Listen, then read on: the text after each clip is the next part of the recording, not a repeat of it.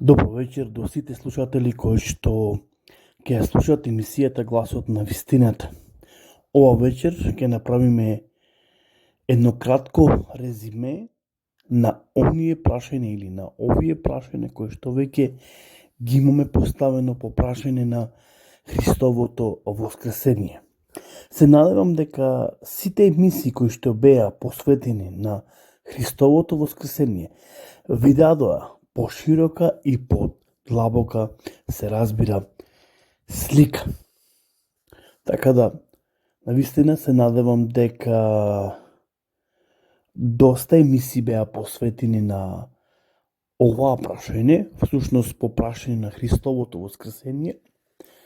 Може би се запрашувате зошто толку многу емисии беа посветени на Христовото раѓање, всушност и на воскресението на Христос. Јас, ако се сеќавате, дека напоменав дека животот на Исус беше составен дел, или мисијата на Исус беше составена од 5 етапи. И според сите библиски документи кои што ние располагаме, можеме да видиме и самите евангелисти, самиот Евангелие, самото цело свето писмо пишува, како Стариот Завет, така и Новиот Завет, пишува дека сите тие 5 етапи, 5 чекови, кои беа составен дел од животот на Исус, беа клучни и важни. Но оно што го читаме во Светото Писмо, оно што апостолите, особено конкретно, ајде да кажам дека оно што Павле го зборува за воскресението на Христос, всушност тој некако како да ја извојува оваа тема и смета дека е доста многу важна и многу клучна, и затоа вели, ако Исус Христос не воскресна од мртвите, празна ќе беше нашата проповед, празна ќе беше и нашата вера. Залудно ќе беше воспоставена нашата вера на погрешен начин. Но Библијата зборува дека Христос, како што видовме, воскресна од мртвите и дека тој е жив. И затоа се надевам дека преку сите овие библиски предавања, серија библиски предавања, ви дадов поширока и подлабока и појасна слика по прашање на Христовото воскресение.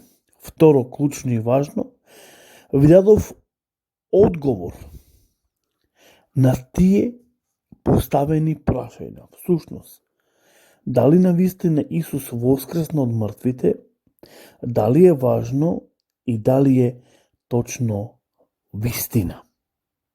Видовме дека токму многу нешто зависат од одговорот на сите овие прашања. Дали навистина Исус Христос воскресна од мртвите? Зошто вака е формулирано или поставено оваа прашање? Затоа што видовме дека некои го побиваат Христовото воскресение, дека Христос не умре, па ниту воскресна. Иако Библијата, иако според библиските документи кои ни се запишани во Светото Писмо, ни зборуваат дека Исус Христос умре и воскресна на третиот ден. Тоа е всушност најголемата радост денеска во христијанството. И затоа Христовото воскресение е клуч кој што можеме да се надеваме и да ја подложиме, се разбира, нашата вера. Друго, оно што можевме да видиме, како што рековме, дека многу нешто зависат од овие прашања. Потоа видовме дека Христовото воскресение е всушност Божи план и Божја волја. Намерата на Господ беше да го испрати Исус Христос на овој свет. Да секој кој поверува во Него не да загине, се разбира, но да има живот вечен. Преку Христовото воскресение Бог сакаше да ни обезбеди живот вечен. Затоа и самиот Исус вели, секој кој верува во мене ќе има живот вечен. Почитувани, Дали навистина веруваме во Исус? Или само сме традиционални верници? Тоа е многу важно и клучно прашање. Затоа што самото воскресение ни дава за право дека преку тоа воскресение, преку всушност Христовото воскресение, ние имаме живот вечен. Преку вера во Исуса Христа, Бог не воспостави никакви граници и никакви услови, за да ние се здобиеме со живот вечен. Оно што е многу важно, да веруваме во Христовото воскресение, дека Христос воскреснал од мртвите и дека Тој е жив. Како што кажав, Стариот Завет, пророците кои Бог ги испраќал своевремено во Израел, самиот Бог зборува дека тоа било план Божи. Можеме да видиме и како што веќе видовме во првата книга на Мојсей, 3 глава, всушност Битие, 3 глава, 15 стих, ни вели: и ставам непријателство помеѓу тебе и жената, помеѓу родот твој и породот незин. Тој ќе ти ја смачкува главата, а ти ќе го каснуваш за петата. Кажавме дека ова е првото месијанско пророштво за кој зборува дека Бог ќе го испрати својот син на оваа земја и дека преку него и преку неговото воскресение ние ќе имаме живот вечен. Всушност, преку воскресението на Христа, се што човекот изгуби или ги изгуби сите тие можности, драгоценни прилики кои Бог му ги даде на Адам и Ева, но Адам и Ева ги изгубија, сега преку воскресението на Исус ние можеме да ги повратиме или да ги придобиеме сите тие драгоценни можности и прилики кои Бог ни ги дава. Единствено, Бог сака преку Христовото воскресение, како што кажав, да имаме живот вечен и да не врати Бог во таа првобитна состојба, да можеме да живееме вечно. Целта на Бог беше човекот да живее вечно и се уште останува истата мисла дека човекот треба да живее вечно во присуството, се разбира, Божјо. Токму воскресението ни зборува дека Исус е жив и дека Тој повторно ќе се врати за да не земи каде што е. Во Евангелието на Јован 14 глава од 1 до 3 вели вака: да не се плаше срцето ваше, верувајте во Бога и во мене верувајте. Во домот на мојот татко има многу места за живеење, а да немаше, зарем јас ќе ви кажев, одам да ви приготвам место. И кога ќе отидам и ви приготвам место, пак ќе дојдам и ќе ве земам и вас кај себе, за да бидете и вие каде што сум јас. Всушност, ова е едно огромно Божјо ветување кон сите. Овде не постојат граници како што денеска некои луѓе размислуваат, па дури тоа го пренесуваат или проповедаат дека постојат одредени граници за одредена група на луѓе. Ако добро се сеќавате, во Евангелието на Матеј 11 глава гледаме како Христос ги повикува сите.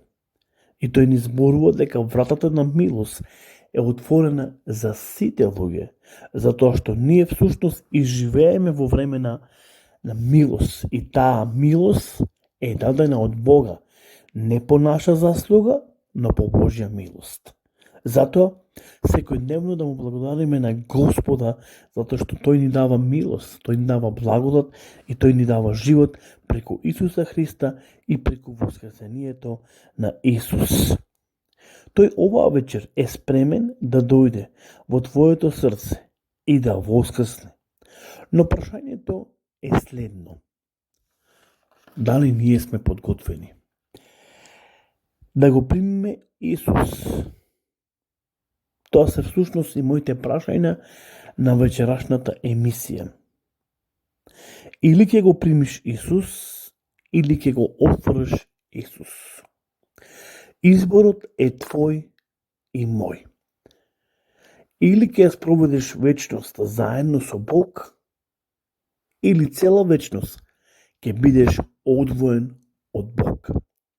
Одлуката и изборот се наши. Ние сме тие кои треба да донесеме одлука што понатаму ќе правиме со нашиот живот. Дали ние сме подготвени да направиме една ваква одлука? Да донесеме една одлука која ќе го тресира нашиот живот, всушност која ќе го води нашиот живот. Библијата зборува дека треба Христовото воскресение да го води нашиот живот. И ако веруваме во Исус Христос, втората смрт не ќе има власт. Затоа во Откровение е запишано: блажен и свет е оној кој има дел во првото воскресение. Втората смрт не ќе има власт. Внимавајте, почитувани. Воскресението е меч со две острици. Едни ќе воскреснат за вечен живот, а други за вечна смрт. Самото воскресение носи добивки, ама носи и осуда. Затоа е многу важно преку сите овие серии предавања кои што ги имавме, не само да ги слушаме, туку и да почнеме да размислуваме. Внимавајте, ѓаволот е толку многу лукав да може да дојде да шепоти во нашето срце и нашето уше и да ни каже дека се уште има време. Знаете, кога ќе очитаме Словото Господово, Библијата ни открива дека времето е многу близко. Единствено нешто што целото време ни зборува ѓаволот и ни го мати нашиот ум е тоа дека имаме време. Почитуване, нема никакво време. Времето кој ние сега го живееме е милост Божја, но никој не знае, буквално никој не знае кога ќе настапи тоа триумфално Христово доаѓање. Затоа е многу важно да бидеме подготвени за тоа доаѓање. Ако даде Господ во некоја наредна прилика ќе можеме да зборуваме за една парабола која ни е запишана во Светото Писмо. Всушност тоа е во 25-та глава од Евангелието на Матеј за 10 девојки. Девојки кои што едните биле заспани, а другите биле подготвени да го пречекаат воскреснатиот, оној кој е жив за сите векови. Така да, имајте убава и благословена вечер. Господ нека биде со вас, Бог нека ве благослови. Направите одлука која ќе донесе живот за вас и за вашите деца. Добра ноќ и Бог нека ве благослови. Амин.